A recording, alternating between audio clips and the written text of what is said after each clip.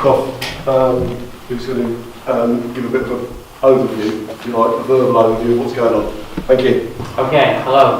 Can you hear me at the back? Yeah.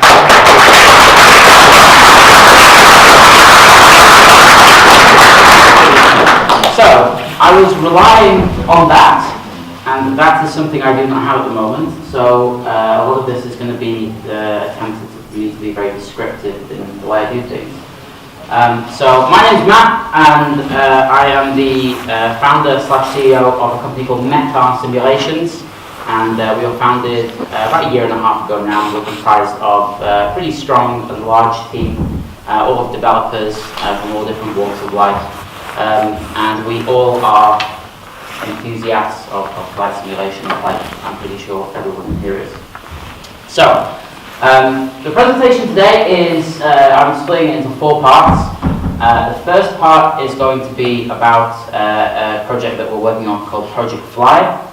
Second to that, I'm going to talk about an upcoming network called Cosford.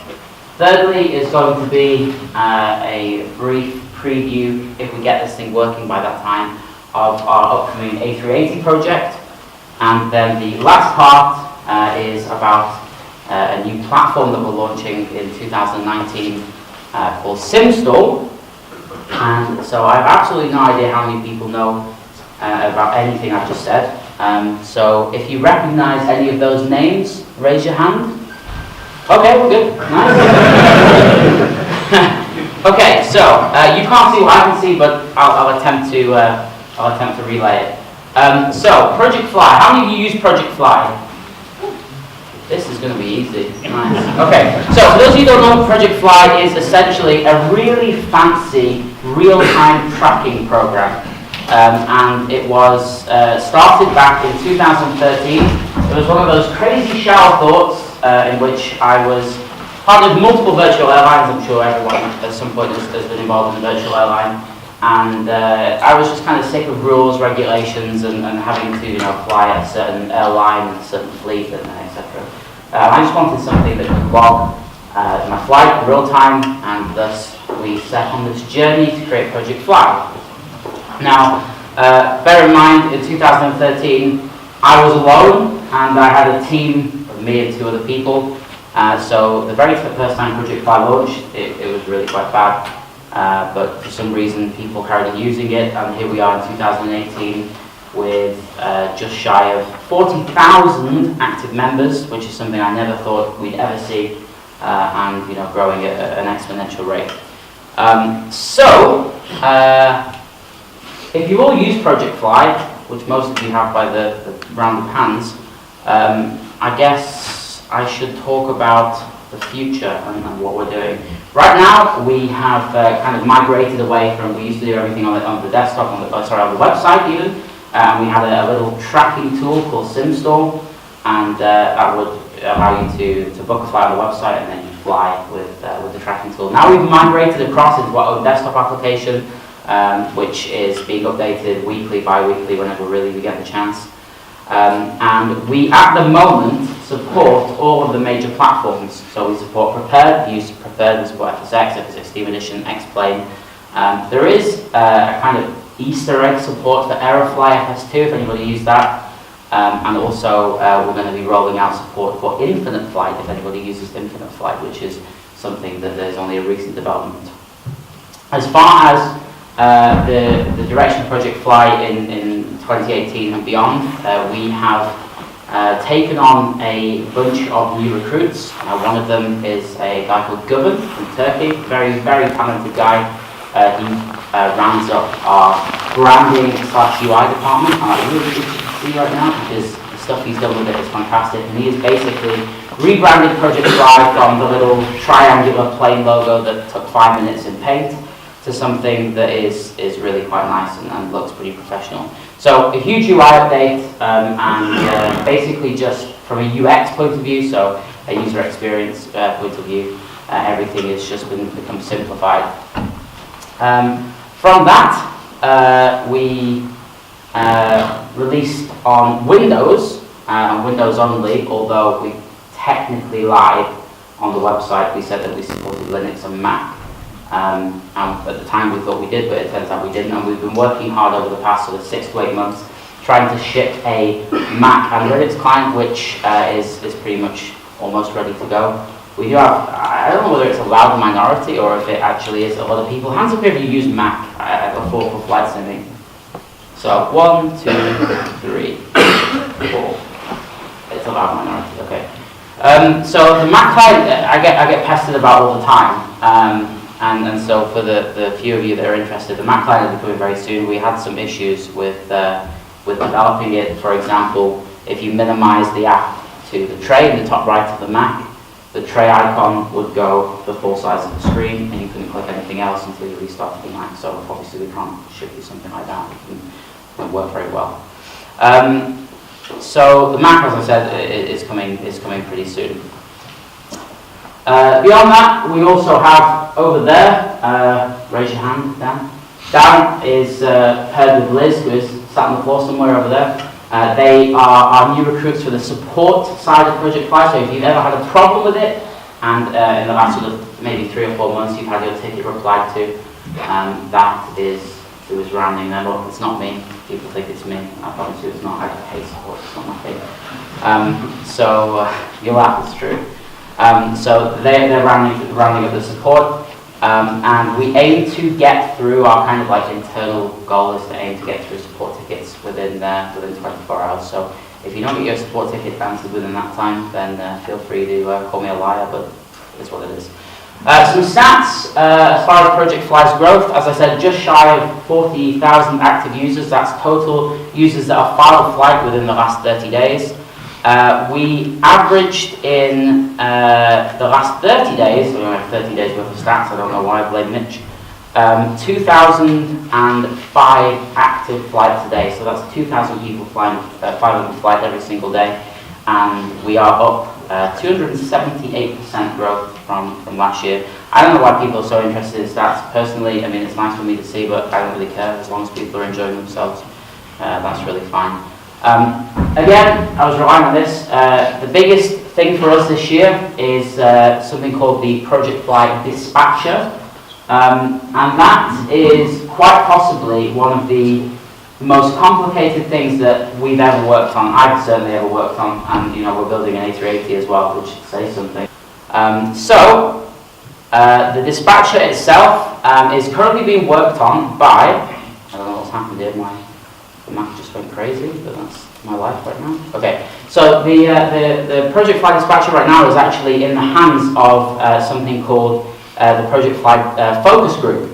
And the Project Fly Focus Group was factored in, it was about a month ago now. And it's a group of people, in fact, is anyone in here that's actually in the focus group? I wonder if there's some people here. Yeah, there are. Nice, okay, there's a few. Okay, so the focus group is think of it as a group of people that use the product, that want to make the product better, and we tell them what we want, what our end goal is, and they go away and they come up with ideas of how to make that a reality. So we have tasked the focus group with making the dispatcher the best it can be. They have gone away and they have come back with some amazing ideas, of which I wish I could show you, but again, that will be implemented. Are you okay? Yes. Are you sure? Yes. Alright. That will be implemented into this dispatcher. All in all, once it's done everything, you will get a load sheet, you'll get an OFP, fully operational flight plan. Do you actually know what an OFP is? Does anyone know what an operational flight plan is? Have you ever seen them?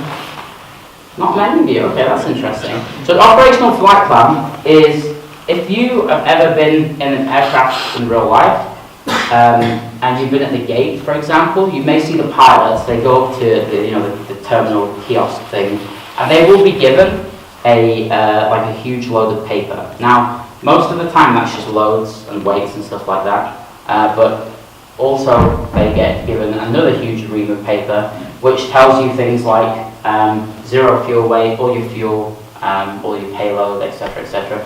Gives you all your routings, gives you all your weather information, gives you all of your weather charts, upper winds and turbulence and stuff like that. And it also gives you a place to sign your life away and say that you would agree to what it's been giving you. So it will generate you an OFP, and then once you've done that, you can either print it out, or you can view it within the app, or you can send it to, if you use like a Flight Sim kneeboard, sometimes I've seen people use the PDF readers within Flight Sim, you can send it to that, and also as a final step, you can export it to the sim. If you use something like the PMDG, you can export it as a company route, you can export it as a wind uplink, you can export it for BACSIM, IVAO, etc., etc.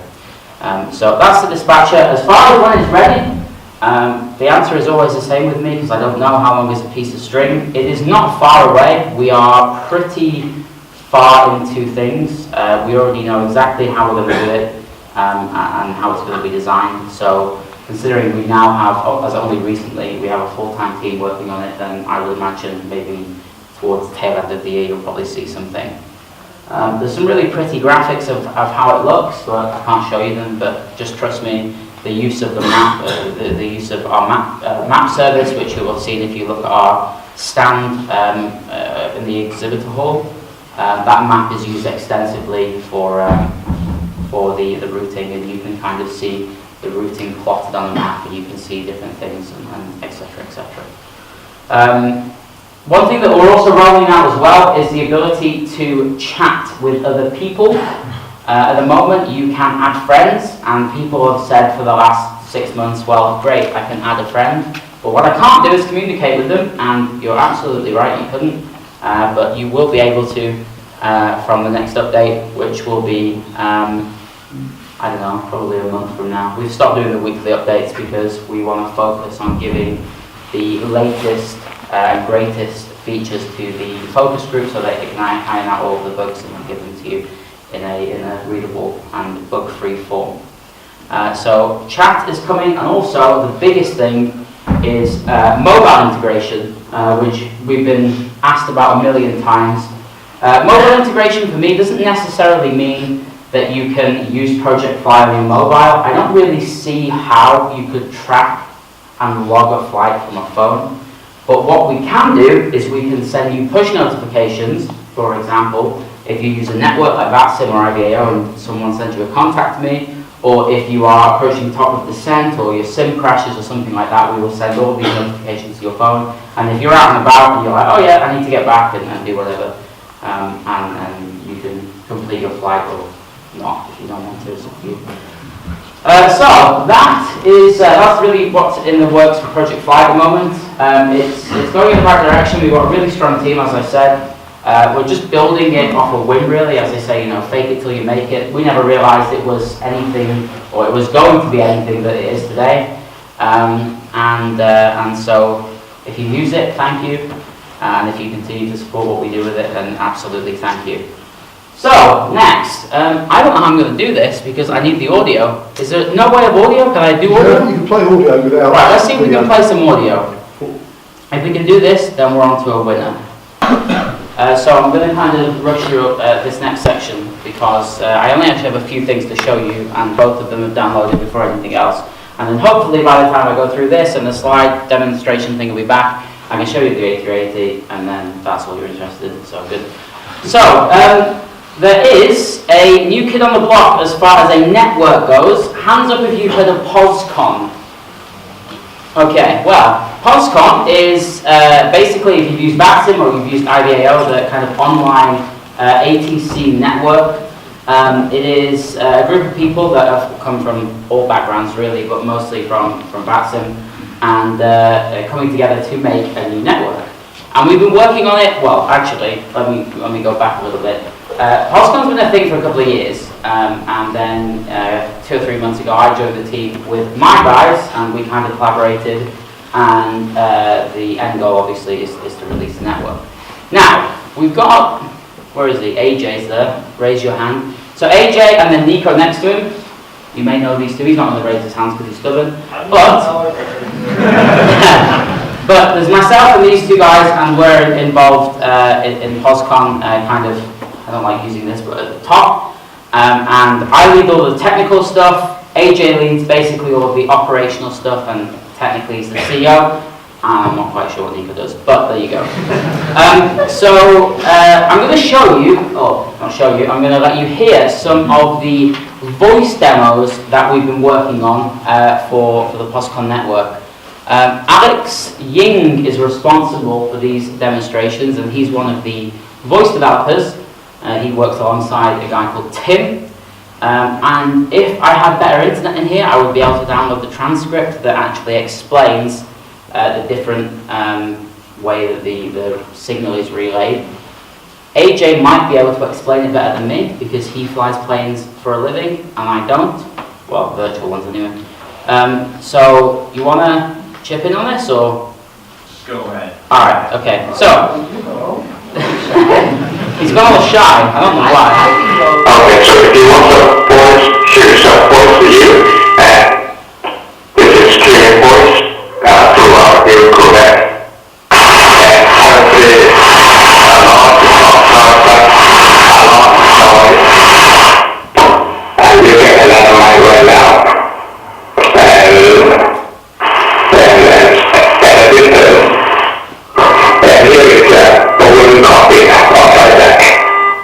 Okay, so if you understood any of that, then you would know that at the end of it, he said, the only real thing I want to pick up from this, because this was very early voice development, was that he sounded like he was in a Boeing cockpit.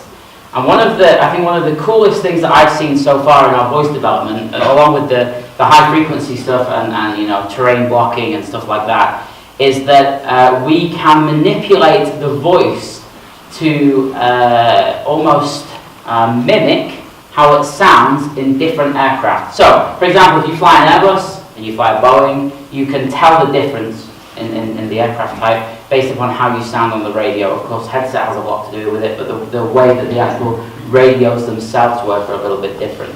So, that's demonstration number one of that. The next one is from Alex, and you may have heard this. I released this as a bit of a preview about a week ago, so you may have already heard this, but for those of you that haven't, this is Alex, and he actually explains what the different parts of this voice demo are. Okay, so if you want to...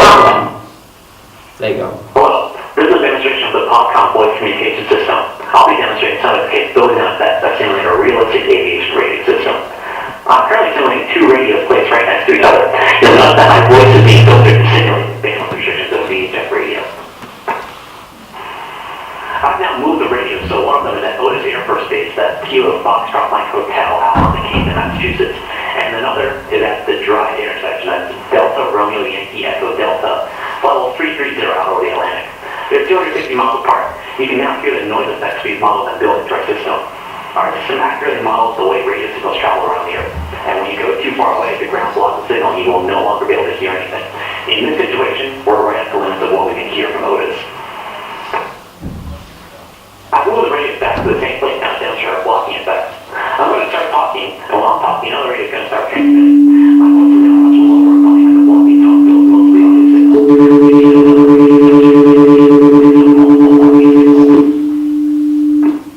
This is what you'll hear on frequency when there's multiple blockers.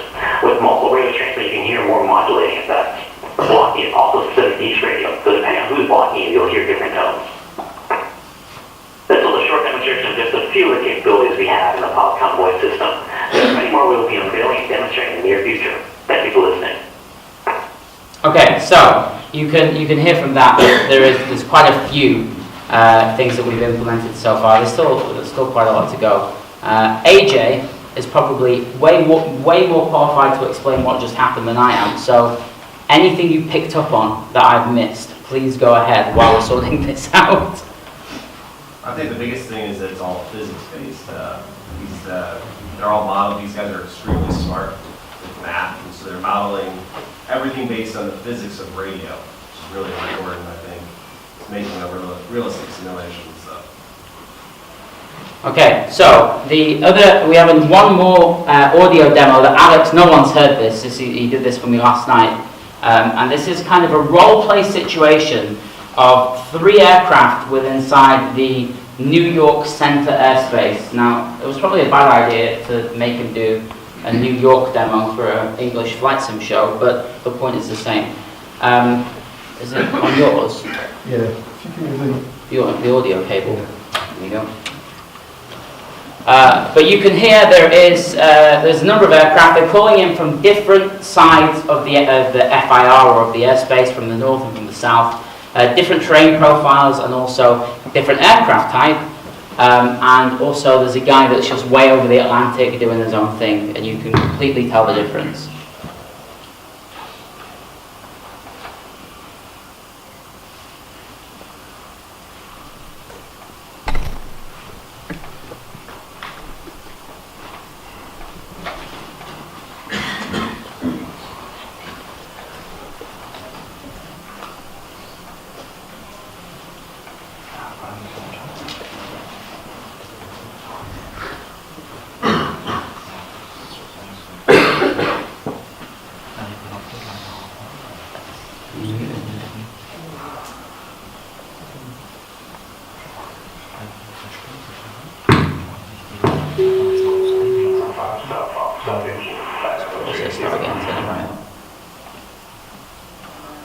It's not that loud for the modulation.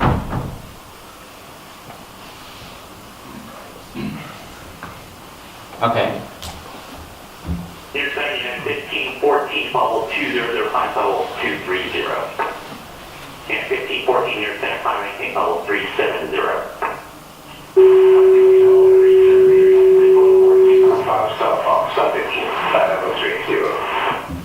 And 1514, you're 1, read back again. Contact bubble 370, unit 1514. All aircraft calling your center, go ahead.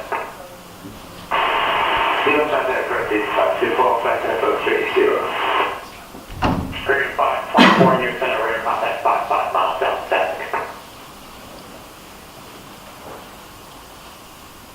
This is 787 radar service terminated, contact the air count 129.9. Radar service terminated, contact area call 129.9, jump for 787. Yeah, 1514, Saying over Rolly, requested altitude and Mach number. We're estimating Rolly 1440 Zoo, request follow 370, Mach 0.80 in 1514. And 1514, we're estimating Mach 0.80 in cruise. Mach 0.80 in cruise in 1514. Korean 524 cross Owen that maintain 14,000 canning out 3010. So on that, at making 112 up at Chirpy, not too long.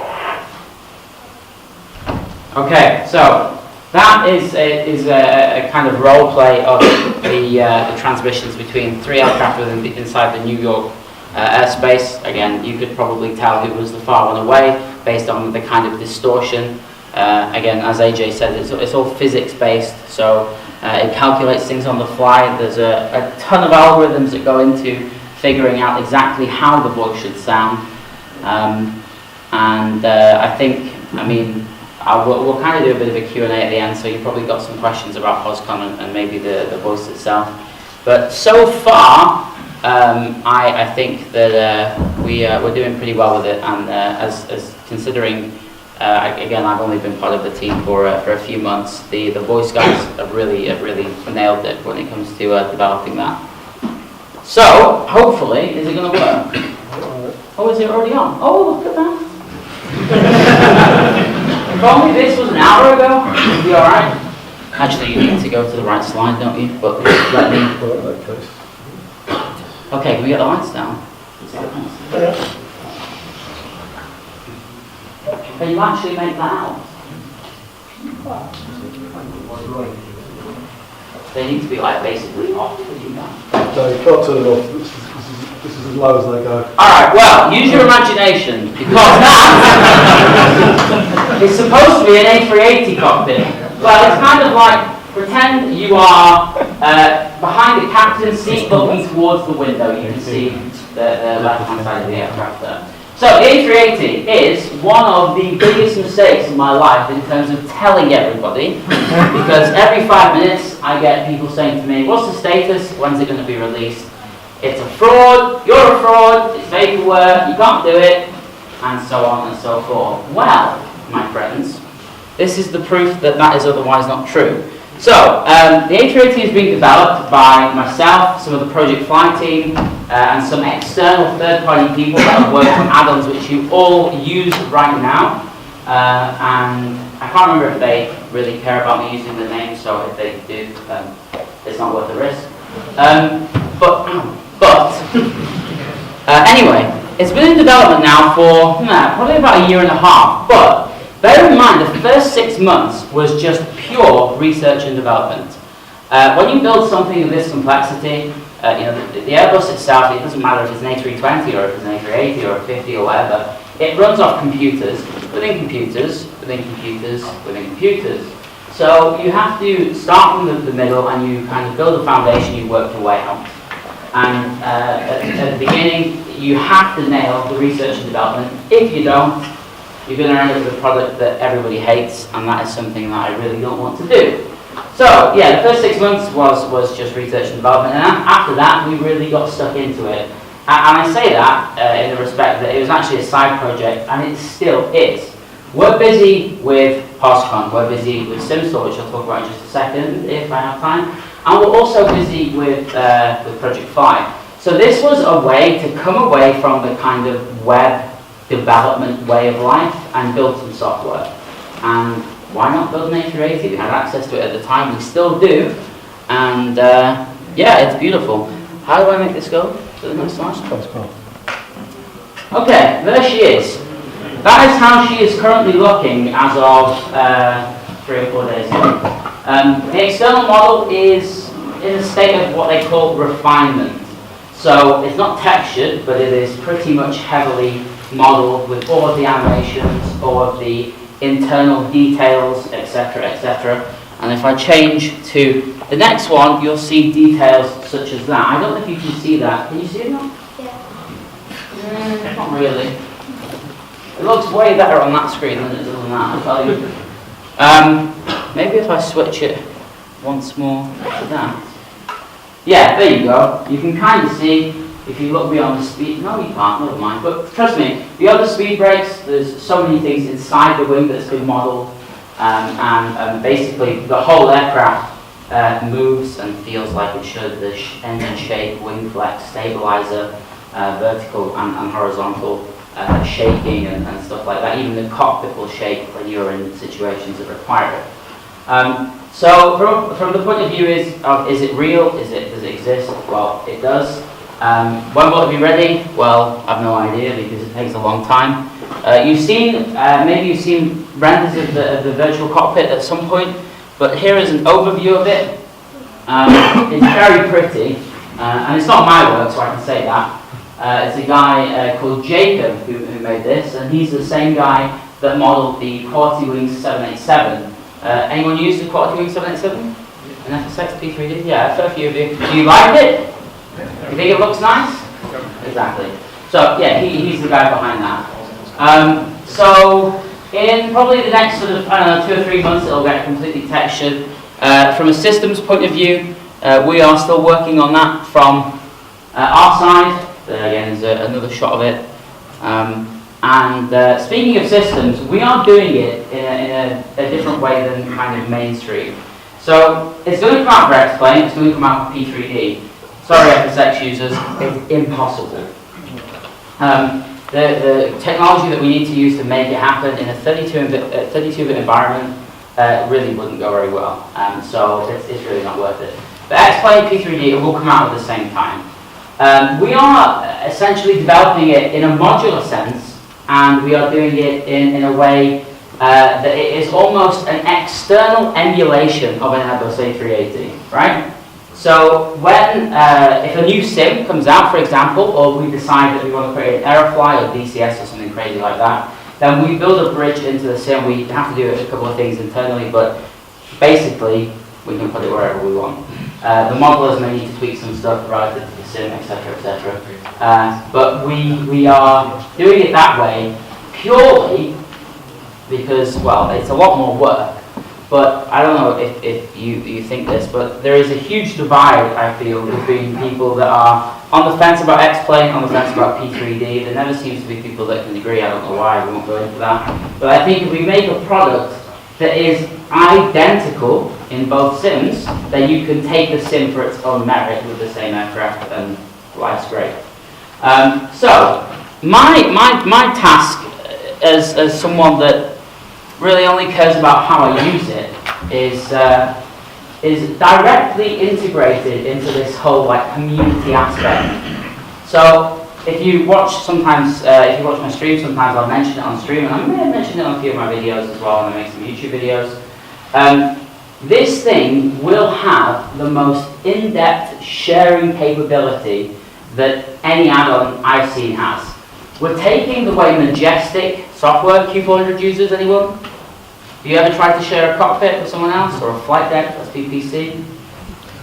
Okay, well, if you do share the flight deck with someone with a Q400, it's very, very good. So, the way we're doing this is we're doing it using a web-based system.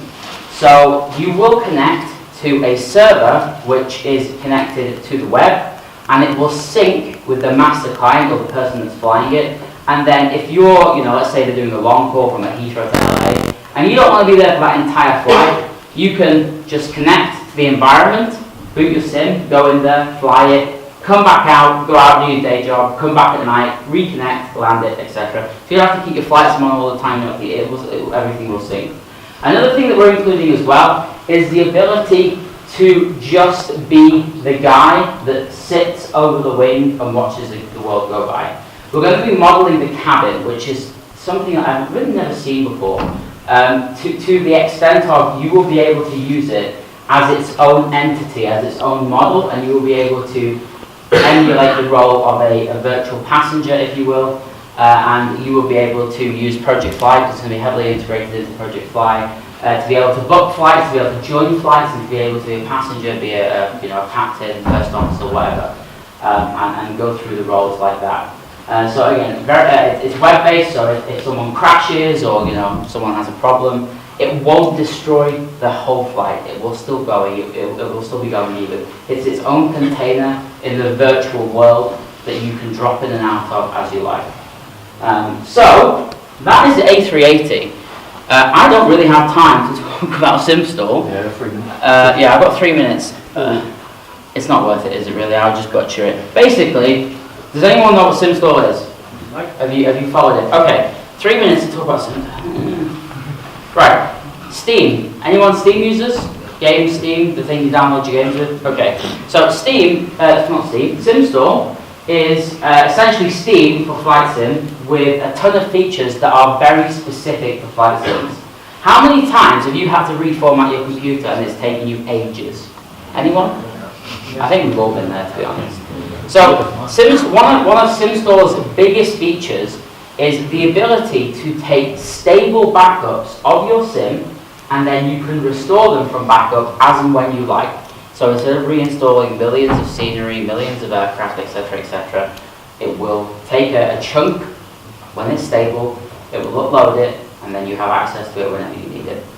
It will also do things like distribute add-ons, manage them properly, allow you to share files, share configs, make things for specific aircraft, add-ons, scenery.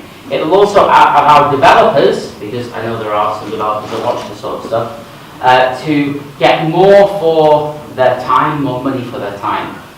We have some really nice contacts in the kind of server industry bandwidth world, and that mixed with a bunch of other things, we've managed to bring the commission rates down from, the sort of average commission rates nowadays are like 30+% to developers. They seem to lose quite a lot of money. So we're bringing them down to below 10%, and we're working with, we've already spoken with the majority of the developers about it, and every single one of them, bar one or two, because they have agreements elsewhere, are completely on board with it. If you already have existing add-ons and you want to bring them into SimStore, all you'll need to do is add your email that you purchased that add-on with to your account, and we will automatically crawl and bring in all the data, as long as you authorize it and stuff like that, so we don't get destroyed by GDPR and all that rubbish. So that is SimStore in 3 minutes. It's exactly 12:45. If you want to know anything else, I kind of want to do a Q&A, but I don't have time. Sorry about the technical issues.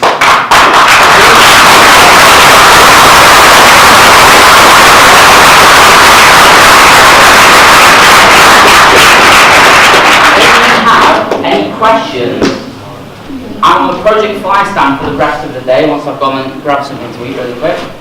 Feel free to come by, ask myself or one of the 20 other people that we brought with us today, and enjoy whoever's next.